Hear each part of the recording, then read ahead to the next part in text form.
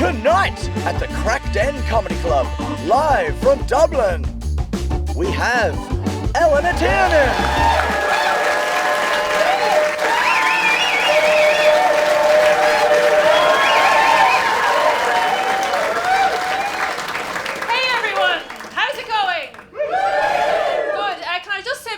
Start off that I did not realise there was going to be so much green in this room when I chose this outfit earlier on today. You know, you just show up and then you're looking like, I don't know, a St. Patrick's Day home improvement presenter or something like that. It's really lovely to be here. Yeah, it's really nice. My current news is that I have given up therapy. I'm out of it. I'm done. Guys, I'm out in the world, fucking bareback. So yeah, no, therapy, it has been good. It has been good in a couple of ways. Like, it's good for things that are both high stakes and low stakes. Like, a low stakes thing might be when you're walking through an open plan department store, and because the boundaries between the different shops aren't clear, you can suddenly find yourself working behind the counter of a place you didn't realise you worked in. You're like, what are you looking for? A cleanser? Actually, I do know where it is. Yeah, it's over there.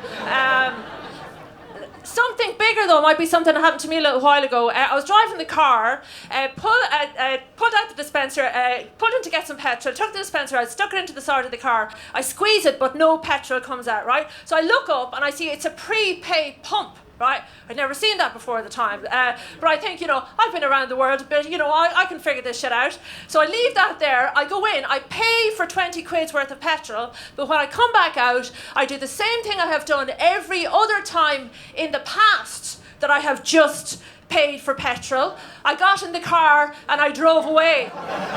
Yes. So, next thing I hear is a very loud stretching noise, followed by a snap. Turn around, there's a black hose flailing its way around the forecourt, spraying petrol everywhere. Sounds very dangerous, but actually the way the petrol drops were catching the light. It looked really beautiful. The thing is, though, therapy has taught me that I only have to take responsibility for my part in that situation. My part is that I wasn't up with the petrol retail technology of the age I was living in, and I beat myself up every day about that. But it's not my fault that there was somebody smoking nearby. It's not my fault that petrol is flammable, and it's not my fault that the other customers weren't quick enough on their feet to get off the forecourt in time. Plus, if it wasn't for therapy, I don't think I would have had the confidence 2 weeks later to go back to that petrol station and claim the 20 quid's worth of petrol that I think we all know I was perfectly entitled to get.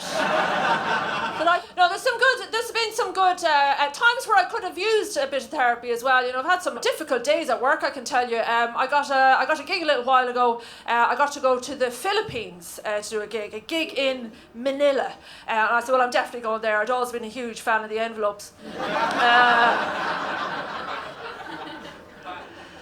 So I get off the plane, I go to the gig, and I look out in the audience, and it is very different to tonight, right? It's all a very specific demographic. All couples and all older Western gentlemen with his much younger local partner. And I don't know what you guys think about those kind of relationships, but I'm going to say I don't think there's an equal balance of housework being done at home there.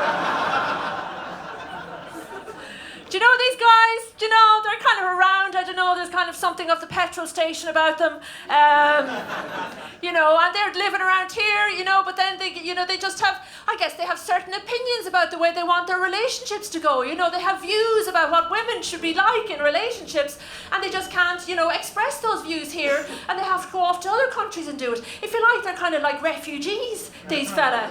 Yes, refugees from feminism, when you think about it. But when that brings the question, when they go to places like the Philippines, what do the Filipino people think of them coming over? What do the nationalists in that country think? They must be going, why do they have to come here? Why didn't they stop in another country on the way here? There's plenty of countries that treat women like shit on the way here.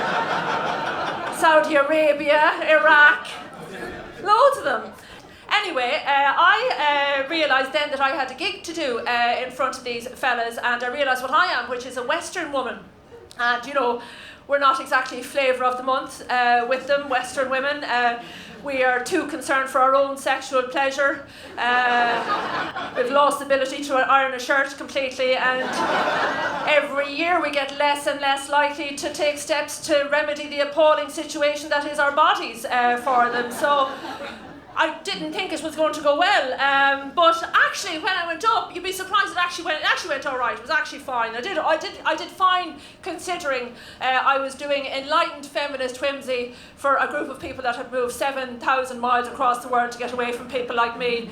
I definitely didn't help matters either by ending every punchline with, "Are you okay?"